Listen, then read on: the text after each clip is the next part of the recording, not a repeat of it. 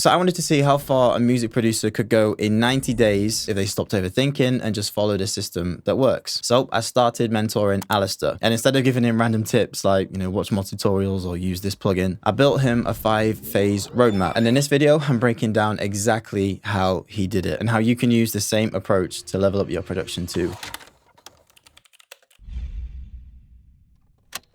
You've probably heard this before, but it's true. If you want to get better at anything, the fastest way is to learn from the people who inspire you the most. And for Alistair, that was the UK melodic trap sound. Well, I definitely love trap. Definitely sort of wavy.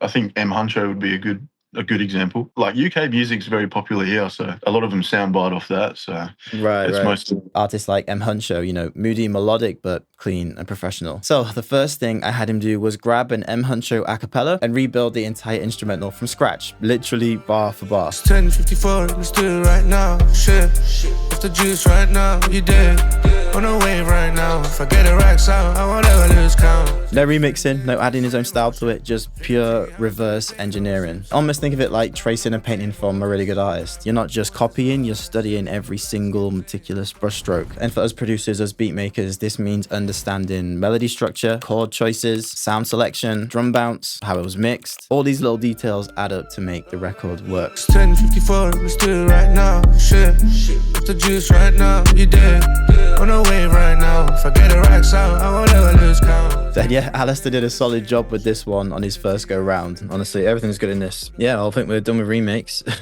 That'll be enough of that. But if your first attempt doesn't sound great, then don't worry. That's kind of the point. Just keep repping it out until you can barely tell the difference. Once you can rebuild the sound that you love, then creating your own version and creating your own sound becomes 10 times easier. That's why phase 1 is all about the remake. It's the foundation for everything that comes after. Copy from others first to understand, then create. Which brings me on to phase 2.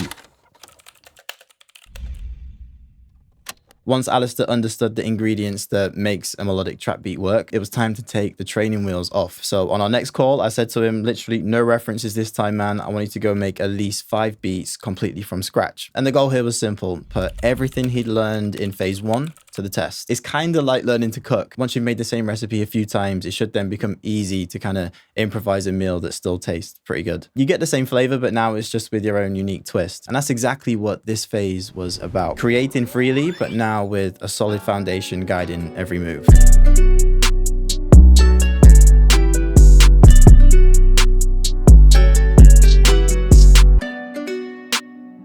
And honestly, this was a big step forward. that was just a cool experience to almost elevate my confidence, applying both of those techniques from the beat recreation and then the remix, applying those into my own music. It helped a lot. Product was just insane after that. Yeah. Didn't even feel like me making it. I was like, you know what I mean? Like, it was an out of body experience. It was cool. Yeah. It was cool. And if you're watching this at home, this is your challenge too. Go make 5 to 10 beats completely from scratch using the knowledge that you gained from studying your favorite tracks and remaking them. Don't overthink it. Just create and let your process show you where your weaknesses are. Now, I'll be real with Alistair. Not every beat hit the mark, but honestly, that's exactly what I expected. Those gaps told me exactly what we needed to focus on next: melody. And that became the focus for phase 3, the sandwich formula.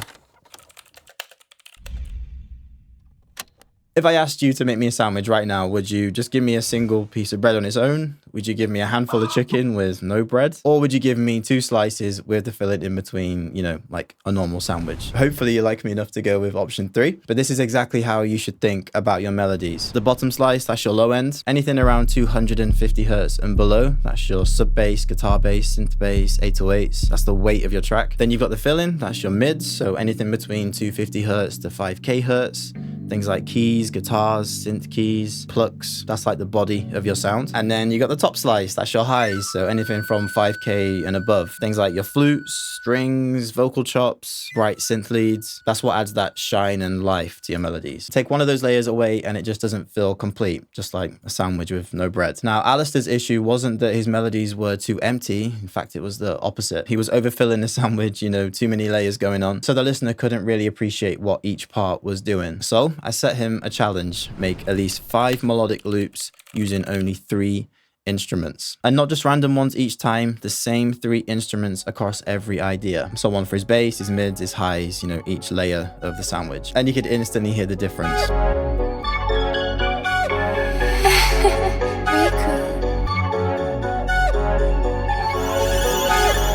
By stripping away all that extra clutter and kind of forcing him to build with intention, his melodies now had room to breathe. Now, don't get me wrong, you can still layer your melodies and experiment, you know, that's the fun part of making music. But when you understand this formula, then you'll start to understand like why certain melodies hit. And that kind of clarity makes every single creative decision so much easier. Oh, and by the way, if you do need some help with your production, then the whole thing that Alistair did was my mentorship program. So if that sounds like something you're interested in, then feel free to reach out through the first link in the description. Now, at this point, Alistair's production was starting to sound pretty good, but there was one crucial part of the process that was kind of killing the final product, and that's what we tackled in phase 4. Okay, we're back to food again. I don't know why, but every food analogy just works for music production. But let's say you're cooking up a nice spicy curry. If you throw in like 2 or 3 chilies, then it's gonna have a nice kick whilst tasting pretty good at the same time. But if you just went crazy and threw in like, I don't know, like 20 Carolina Reapers, then you're pretty much guaranteed to blow everyone's heads off. Tough. The goal is balance, right? Just the right amount of spice so that it's actually enjoyable to eat. The same thing applies to your mixing, which is phase 4. Alistair's beats were really starting to come together at this point, but his low end was way too loud.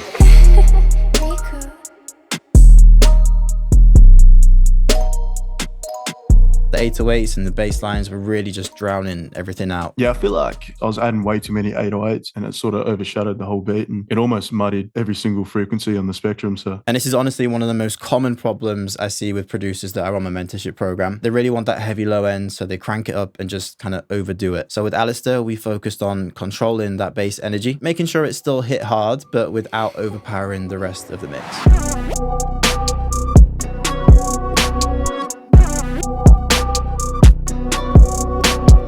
The low end was tight, the drums had room to breathe, and the melody sounded clear. Now, how did he fix it? It wasn't some magic plugin or fancy trick. It was very simple.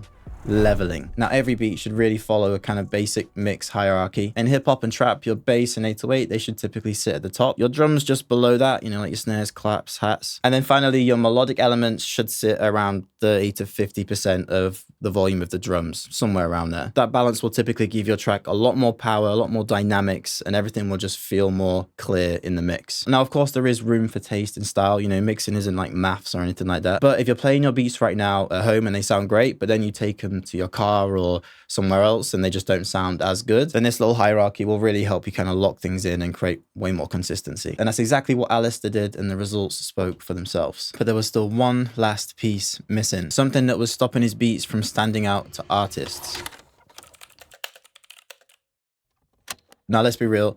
Most hip hop and trap songs sound like they just loop throughout the entire song. But here's the thing, even the simplest, catchiest beats you've heard do have subtle changes as the song progresses. Take a song like Shug from DaBaby, crazy simple beat, and to a layman sounds super repetitive, right? But if you go back and actually listen to that song, the 808 switches up, the drums are coming in and out, and there's just these little moments of movement that keep the track feeling alive. That's where Alistair was struggling. Structure mostly, but like I had no idea how really how to structure a beat, so it was good to see that and witness that and then experience that. He'd make a clean 8 or 16 bar loop, but then he'd just copy it across a few times and kind of call it a day. And technically, yeah, it works, but that kind of arrangement will only take you so far. So to make this easy, think of your beat like a movie. Every scene kind of needs a purpose, right? An intro, a build-up, a climax, a payoff. You know, if you watch the same scene on repeat for 2 hours, then you're probably going to get bored of it pretty quickly. It's the same thing with beats. Things need to evolve and kind of flow naturally. So to fix that, I taught Alistair my simple 5-block formula. It's pretty straightforward. Take your main 8-bar loop, duplicate it 5 times, and then make either a subtle or a significant change in each of those blocks. This gives you a real natural structure, a nice intro, space for a hook, space for a verse, all without overcomplicating the process for you. But yeah, once we did this with Alistair, we then went back through each block and then just made subtle cuts here and there, you know,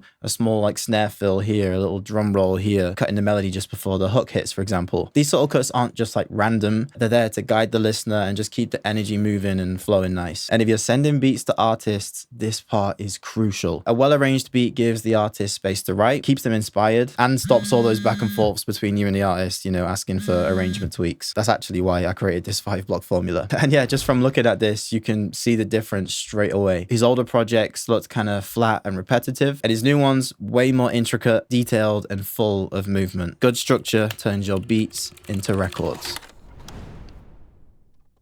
So once we teamed up Alistair's new arrangements with everything we've learned so far through phases 1 to 5, his beats were now sounding crazy.